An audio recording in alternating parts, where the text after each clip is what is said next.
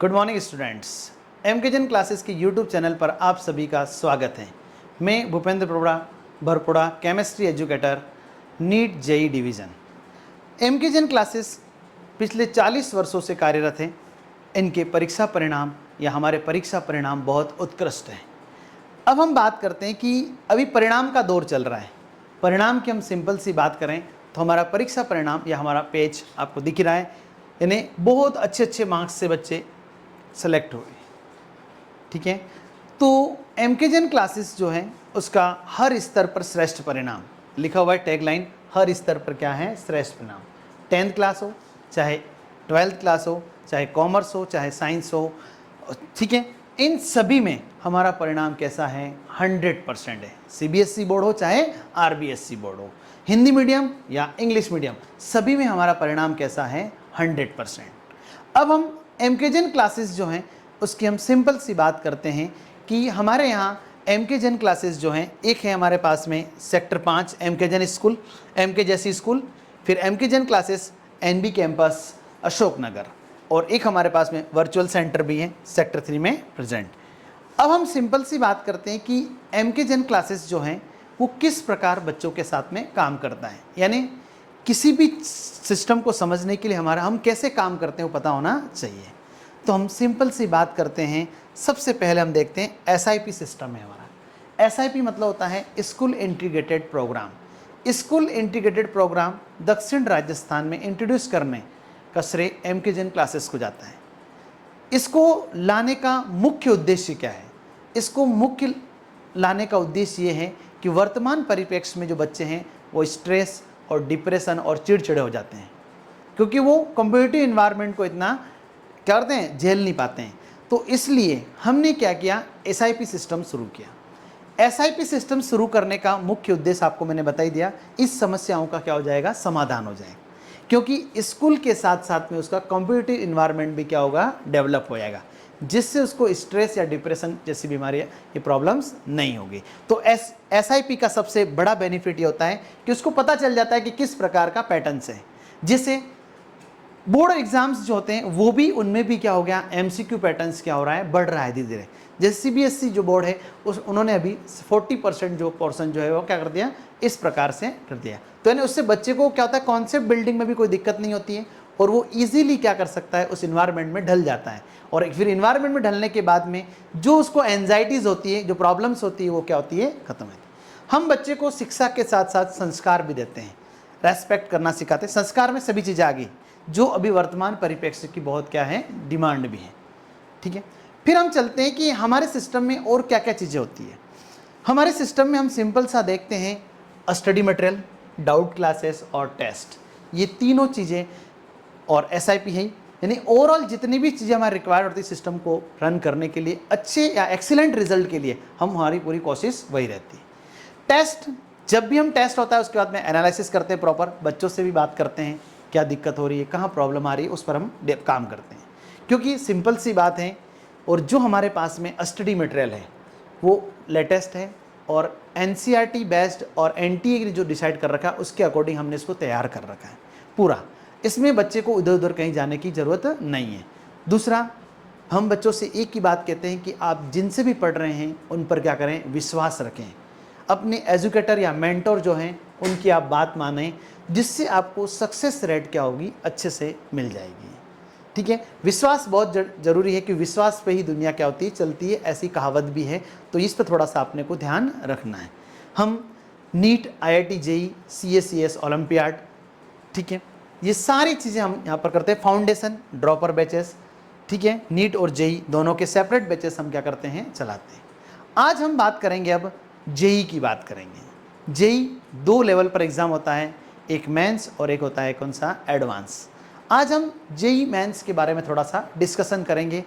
2024 में किस प्रकार से हम आगे बढ़ेंगे जेई मेंस में। जो स्टूडेंट 2025 में या 26 में देना चाहता है वो किस प्रकार से अपने कॉन्सेप्ट को बिल्डअप करें, इस आशा के साथ हमने ये वीडियो बनाया, जिससे स्टूडेंट का क्या हो? फ़ायदा हो। नेक्स्ट स्लाइड की तरफ अपन देखते हैं। ये हमारा फ्रंट पेज दे रखा है आपको, उसमें सारी क्वेरी हैं, और कोई आपको क्वेरीज है, कोई इंक्वायरीज है, तो आप इस नंबर पर आप क्या कर सकते हैं? और हमारी ब्रांच में आकर विजिट करके दे सकते हैं। फिर हम चलते हैं आगे की तरफ।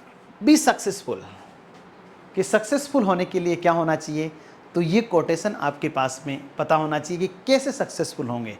ठीक है, be positive, set goals, be punctual, मतलब कहने का गोल ही अपना पता नहीं है, नहीं देखेंगे 12 के एग्ज़ाम देंगे फिर जेई की तैयारी करेंगे, तो ऐसा नहीं है।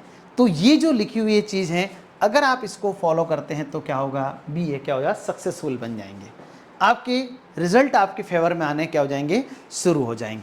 तो हम कह सकते हैं कि कैसे व्यक्ति क्या हो सकता है, क्रिएटिव, नो एक्सक्यूज़, आज तो मेरे गेस्ट आ गए थे, मैं कैसे पढ़ाई करूं। अपना शेड्यूल क्या होना चाहिए, रेगुलर होना चाहिए।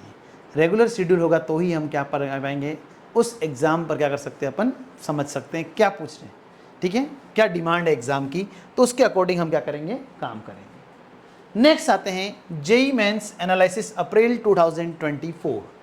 जेई मेंस जो होता है उसमें 2 अटेम्प्ट्स होते हैं, एक जनवरी होता है और एक कौन सा होता है, अप्रैल अटेम्प्ट होता है। इन दोनों अटेम्प्ट्स के बारे में पता होना चाहिए। 12th रनिंग जो स्टूडेंट हैं उसके लिए थोड़े से चैलेंजेस रहते हैं, तो इस वीडियो से हमारा पर्पस ये है कि वो चैलेंजेस को क्या कर सकते हैं, हम दूर कर सकें।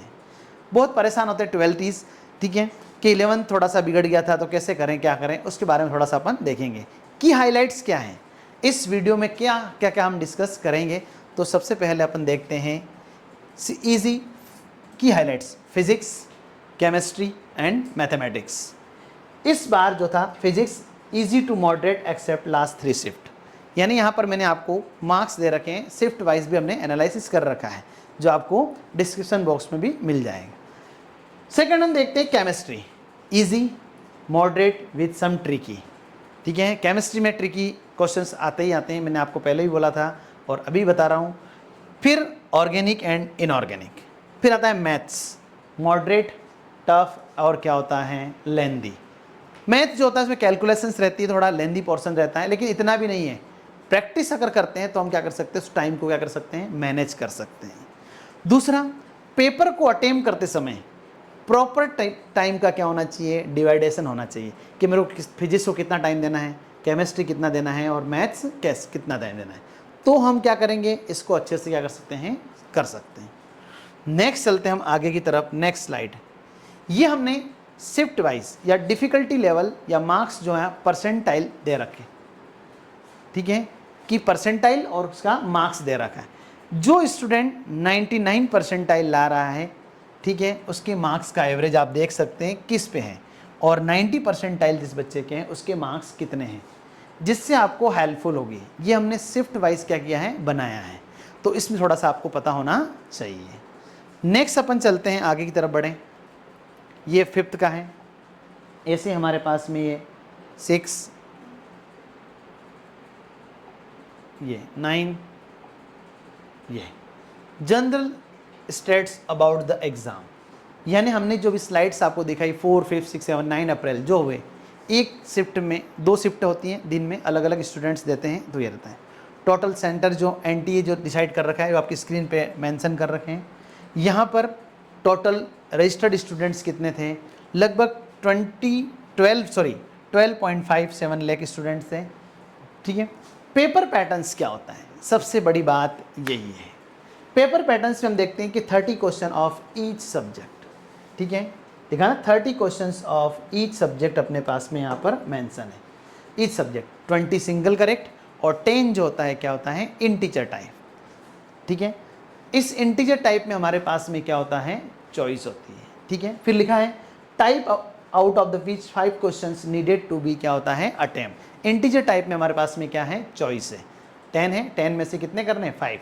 तो टोटल नंबर ऑफ क्वेश्चंस आते कितने हैं, 90, अटेम्प्ट कितने करने हैं अपने को, 75 क्वेश्चन अटेम्प्ट करने हैं, ठीक है।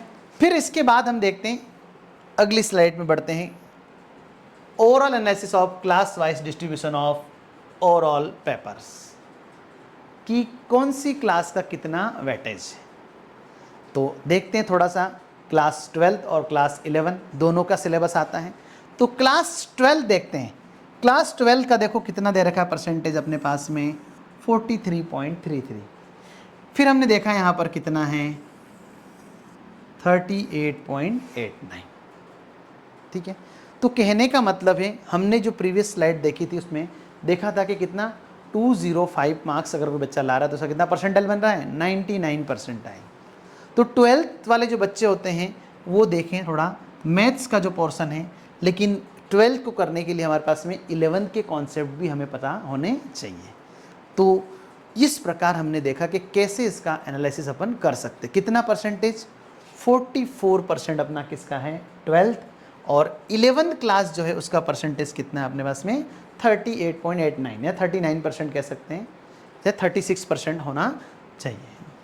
ठीक है, तो इन दोनों का अगर हम एनालिसिस करें, ठीक है, ये 36% के आसपास हमारे पास में इसका ओवरऑल अपन देखते हैं। अगर नेक्स्ट देखते हैं अपन अगली स्लाइड में, ये रहा difficulty wise distribution of overall paper, कि ओवरऑल पेपर का डिफ़िकल्टी लेवल कैसा था, इजी, मीडियम और डिफ़िकल्ट। आप देख लेना फिज़िक्स, केमिस्ट्री और मैथमेटिक्स, आप देख सकते हैं डिफ़िकल्टी लेवल कितना है, सिर्फ 5%। मीडियम लेवल देखें आप, उसमें वेरिएशंस हैं। तो हमें पता होना चाहिए कि फ़िज़िक्स कितना है, ठीक है, ये और ये हमें सब पता होने चाहिए, क्योंकि जब तक अपने को डिफ़िकल्टी लेवल और ये पता नहीं होगा तब तक हम क्या कर सकते हैं उसको समझ नहीं सकते। देखें आप, फिज़िक्स 67% इसी 29 और 4%, फिर इधर केमिस्ट्री, फिर हमारे पास है मैथमेटिक्स, ये दे रहा है। तो ये परसेंटेज अपने को दे रखा है। इससे अपने को पता चल जाता है कि कैसे हमें सब्जेक्ट को टाइम देना है, कितना टाइम देना है और कैसे तैयारी करनी है। ठीक है, यानी कहने का मतलब है किसी भी एग्ज़ाम्स को क्रैक करने के लिए उसकी रणनीति या प्लानिंग अच्छी होनी चाहिए। अगर वो अच्छी होगी तो हम आराम से क्या होगा, हमें सक्सेस मिलेगी। ठीक है, नेक्स्ट स्लाइड की तरफ चलते हैं अपन अब। Difficulty wise distribution of the overall paper, subject level of difficulty. Physics moderate और कैसा था, ट्रिकी था। केमिस्ट्री इजी टू मॉडरेट, आ गया देखो वापस यहाँ पर कौन सा टर्म्स, एनसीईआरटी क्वेश्चंस। इधर मॉडरेट टू क्या होता है डिफ़िकल्टी, यहाँ पर कैसा था लेंथी। लेंथी के लिए हमें क्या करनी पड़ेगी, मोर देन मोर प्रैक्टिस, ज़्यादा से ज़्यादा अपन क्या करनी पड़ेगी, प्रैक्टिस करेंगे और तो टाइम मैनेजमेंट टेक्निक सीख लेंगे, तो जिससे अपने पास में क्या होगा, लेंथी पेपर को भी हम इजीली क्या कर सकते हैं, कर सकते हैं। नेक्स्ट बढ़ते हैं हम आगे तरफ। नेक्स्ट अब हम देखते हैं एनालिसिस, देखते हैं जेई 2024 जो है फिजिक्स सब्जेक्ट वाइज देखते हैं कि कौन सी क्लास से कितना आया है, क्लास वाइज डिस्ट्रीब्यूशन देखते हैं। ठीक है, अब हम सिंपल सा देखते हैं कि क्लास वाइज डिस्ट्रीब्यूशन में देखो 12 का पोर्शन कितना है अपने पास में 54 और 11 का कितना है 46% है। तो समझ में आ रहा है ना, 50%, 54% आ गया, तो 54% जो है ये किसका आ रहा है अपने पास में 12 क्लास का, और 11 क्लास जो है उसका कितना आ रहा है अपने को पता होना चाहिए। ठीक है, फिर हम आगे चलते हैं, आगे की तरफ बात करते हैं। जब हम लास्ट में देखेंगे ना, लास्ट स्लाइड जो देखेंगे कि इतना परसेंटेज किसी बच्चे का पेपर हो रहा है तो वो जेई मेंस को क्वालिफाई कर रहा है, एडवांस वो क्या कर सकता है, दे सकता है। फिर हम देखेंगे कि जेई मेंस एडवांस नहीं हुआ तो मेंस वाले कहाँ जा सकते हैं, उसके बारे में थोड़ा सा कॉलेज के बारे में भी आपको बता देंगे। फिर हम चलते हैं आगे की तरफ बढ़ते हैं। नेक्स्ट स्लाइड में ये भी हमने देखा क्लास वाइज में फिजिक्स में, ये हमने देखा कि कौन से टॉपिक से कितना है, इजी, मीडियम, डिफ़िकल्टी क्या था। तो ओवरऑल अपने को पता होना चाहिए कि कौन सी का कितना आए, पता होना चाहिए। ऐसे हम देखते हैं केमिस्ट्री की बात करते हैं। केमिस्ट्री में भी क्लास वाइज डिस्ट्रीब्यूशन देखें अगर अपने पास में, तो क्लास 11 से कितना था और क्लास 12 से कितना है। 12 कितना है 51% और 11 कितना है 49%। ठीक है, तो 12th वाले स्टूडेंटों को परेशान होने की ज़रूरत नहीं है। आप लास्ट तक जिस वीडियो को देखेंगे पता चल जाएगा कि हमें 12th को भी हमने अच्छे से किया तो हम जेई मेंस क्या कर सकते हैं, क्रैक कर सकते हैं। 11 के कुछ सिलेक्टेड टॉपिक को भी हम सॉल्व करके अपन इसको अच्छे परसेंटाइल क्या कर सकते हैं, ऑब्टेन कर सकते हैं। नेक्स्ट अपन चलते हैं आगे की तरफ, analysis of chemistry chapter wise, inorganic, physical और ऑर्गेनिक जो होता है ओवरऑल बता रहे हैं। ओवरऑल शिफ्ट जो है उन सब के नंबर ऑफ क्वेश्चंस हमने यहाँ पर क्या किया है, डिस्कस किए हैं। नेक्स्ट चलते हैं आगे, अगला मैथमेटिक्स। मैथमेटिक्स में 61% पार्ट जो आपका किसका है 12 क्लास, और 39% पार्ट किसका है 11 क्लास। ठीक है, तो आपको पता चली गया है कि मैथमेटिक्स जो है 12 का परसेंटेज कैसा है, जब भी ज़्यादा आया था इस बार। ठीक है, तो हम इसको भी अच्छे से तैयार करके कर सकते हैं, बना सकते हैं। ये टॉपिक वाइज भी आपको मिल जाएगा। परसेंटेज कि टॉप 500 रैंक जो है उसके कितने परसेंटेज आए थे, हमने एनालिसिस किया है 2019 से 2019 से लगा करके 2023 तक का एनालिसिस हमने यहाँ पर डेटा तैयार किया है।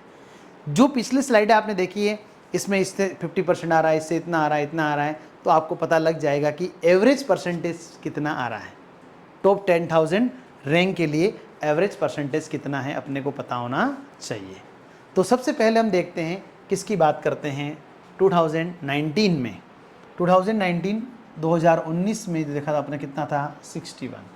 अभी हम बात करते हैं 2023 जो ऐसा कितना है 66 पॉइंट क्या हो गया 7। ठीक है, कब रैंक कौन सी है 5। लास्ट 10 था।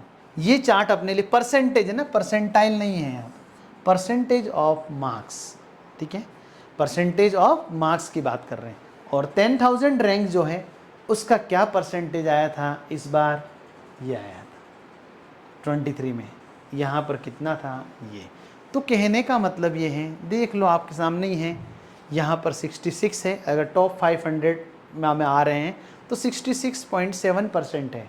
मतलब हम कह सकते हैं कि 90% सिलेबस भी अपन ने अच्छे से अगर तैयार कर लिया तो हमारा सिलेक्शन क्या होगा, हो जाएगा। इस डेटा से हमें ये पता चलता है कि हम किस प्रकार से इसको स्टडी करें, कैसे अपनी प्लानिंग बनाएं और कैसे हम मार्क्स को ऑब्टेन करें। फिर हम आगे बढ़ते हैं next, category wise seats and intake कि IITs की कितनी सीटें हैं, ट्रिपल IITs कितनी हैं, गेट्स कितनी हैं और NITs कितनी हैं। IITs जो हैं उनकी सीटें आपको दे रखी है ग्राफ में, कितनी हैं, ये 17,386। फिर आता है NITs अपने पास में कितनी हैं, ये, फिर ट्रिपल IITs और फिर अपने पास में ये सीटों का टोटल क्या है, डिस्ट्रीब्यूशन है। इसको हमने इस चार्ट में बना रखा है, टेबल फॉर्म में के अंदर भी आपको मेंशन कर रखा है। देखते हैं नेक्स्ट स्लाइड में, ये टेबल फॉर्म के अंदर भी आपको दे रखे। तो हम कह सकते हैं कि जेई एग्ज़ाम्स जो हैं, मैंने पहले ही कहा है कि कोई भी एग्ज़ाम क्या है बहुत ज़्यादा टफ नहीं है। उसके लिए हमें लगातार प्रयास करते रहना चाहिए और लगातार हम प्रयास करेंगे तो 100% हमें सक्सेस क्या होती है, मिलती है। ठीक है, तो इसे हम बोलते हैं ना, तो लगातार प्रयास करने से ही अच्छे परिणाम आते हैं। अब एक दिन तो 8 घंटे पढ़ लिए, एक दिन 1 घंटा ही पढ़ें, ऐसा नहीं है। आप जितने भी आवर्स घर पे पढ़ते हैं, मैं आपको यही कहना चाहूँगा कि कम से कम आपको 5 to 6 आवर घर पर सेल्फ स्टडी करनी चाहिए, तो आप अच्छे से उस सिलेबस को मैनेज कर लें। दूसरी बात, जिस भी एग्ज़ाम्स की आप तैयारी कर रहे हैं, जेई की कर रहे हैं चाहे नीट की कर रहे हैं, तो मैं यहाँ जेई के बारे में बता रहा हूँ, उसका सिलेबस और उसके प्रीवियस ईयर के क्वेश्चंस अपने पास में होने चाहिए। बट हमारे संस्थान के अंदर NCERT तो आप है ही, साथ के साथ में हमारे पास में जो स्टडी मटेरियल है वो NTA के लेटेस्ट सिलेबस पर क्या है, बेस्ड है। और तीसरा हमारे यहाँ पर जो है क्या है, क्लास नोट्स जो प्रोवाइड कराते हैं। ठीक है, इन तीनों चीज़ों पर अच्छे से अपन ने वर्क कर लिया, घर जाकर क्लास में जो रोज़ पढ़ा, रोज़ का रोज़ अपन ने घर जाकर पढ़ लिया, तो हमारे परिणाम क्या होंगे, सकारात्मक और अच्छे आएंगे और रैंक्स भी हमारी अच्छी क्या हो सकती है, आ सकती है। लेकिन इसके लिए एक शब्द है ध्यान रखना, लगातार। जैसा हमने सेकंड स्लाइड में देखा था, बी सक्सेसफुल के लिए कुछ पॉइंट्स दिए थे, उन पॉइंट्स को भी अगर आप फॉलो करेंगे तो ईजिली क्या कर सकते हैं, उसको सक्सेस हो सकते हैं। ठीक है, फिर हम बात करते हैं इसमें कि NCERT स्टडी मटेरियल और क्लासरूम नोट्स जो हैं रहते ही, साथ के साथ में आप जिन एजुकेटर से आप पढ़ रहे हैं उनके प्रति आपका विश्वास होना चाहिए। उनसे आपको कोई प्रॉब्लम्स आ रही है तो पूछना चाहिए। अगर आप पूछेंगे नहीं तो पता कैसे चलेगा। सिंपल सी बात है, दोनों जब मिलकर काम करेंगे तो क्या होगा, परिणाम क्या होंगे, बहुत अच्छे आना शुरू हो जाते हैं। एक ही काम कर रहा है, दूसरा अगर काम नहीं करेगा तो मामला क्या हो जाएगा, गड़बड़। ठीक है, एजुकेटर अपना 100% देते हैं, अगर स्टूडेंट घर जाके कुछ पढ़े ही नहीं तो उसमें कुछ नहीं हो सकता है। ठीक है, तो इन्हें सक्सेस के लिए हमारे पास में थोड़ा सा ध्यान रखें, हमें बिग पंक्चुअल रहना है, हमारे एजुकेटर के अकॉर्डिंग काम करना है, अपना दिमाग थोड़ा सा कम लगाना है। जैसा आपको बोल रहे हैं, जो सजेशन दे रहे हैं, कैसे इसको पढ़ना है, NCERT कैसे रीड करनी है, वो सब आपको सिखाते हैं। नेक्स्ट बढ़ते हैं हम आगे, ये कुछ लिस्ट हैं आपकी स्क्रीन के ऊपर दिख रही है IITs की, IIT कॉलेज जो होती है उनकी लिस्ट हैं, ठीक है। ये आपकी स्क्रीन के ऊपर क्या हो रहे दिख रही है, जैसे ये है नेक्स्ट, फिर अपन देखते हैं ये, फिर ये लिस्ट अपने को यहाँ पर क्या कर रही है दिख रही। तो हम कह सकते हैं कि किस प्रकार हम क्या करते हैं यहाँ पर काम करते हैं, अपने को पता होना चाहिए। इस प्रकार आज का सेशन आपके लिए बहुत अच्छा रहा होगा। Thank you. MKGen क्लासेस को में आकर आप ज़रूर एक बार विजिट करें। Thank you. Have a nice day.